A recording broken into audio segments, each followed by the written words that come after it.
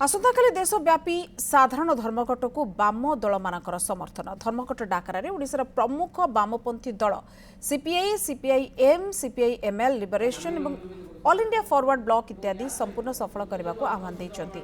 NDA सरकार तृतीय पाळी क्षमता को आसिबा परे देशर श्रमिक, कृषक, छात्र, युव, महिला, संख्यालघु, दलित और बुद्धिजीवी उपरे चरम आक्रमण करि चलिथिबारु 12 दफा दाबी नहीं विभिन्न पर्यायर आंदोलन पर सरकार ए दिगरे कौनसी पदक्षेप न नेबारु देशव्यापी धर्मघट और हड़ताल डाकरा देइथिबा कहिसन्ति सबु दलर नेता। श्रमजीवी जनगण, कृषिजीवी जनगण धर्मघट सामिल हेबे। अत्यावश्यक सेवा गुड़िक आम्बुलेंस ठू आरंभ कर चिकित्सा, स्वास्थ्य सेवा, परीक्षा एथुरु बाद पड़िबो।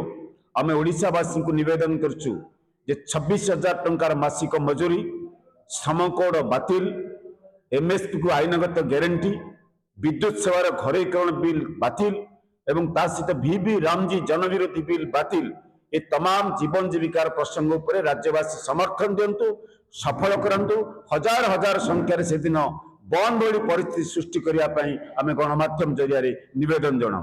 केंद्रीय ट्रेड यूनियन मान सहित संयुक्त किसान मोर्चा, खेत मजदूर यूनियन माने जो सर्वभारतीय साधारण धर्मघट आह्वान कर आह्वान को आम समर्थन घोषणा कर समस्ते आमर ग्राम स्तर रु सहर स्तर पर्यंत समस्त साथी माने एथिरे सामिल हबो बोली घोषणा करूछु।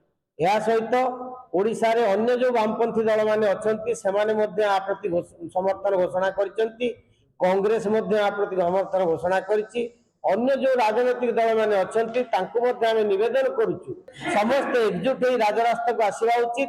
12 तारिख दिन रे धर्मघट केंद्र सरकार भूल अर्थनैतिक नीति प्रति एक आह्वान सृष्टि करू। ये होछि हमर आह्वान।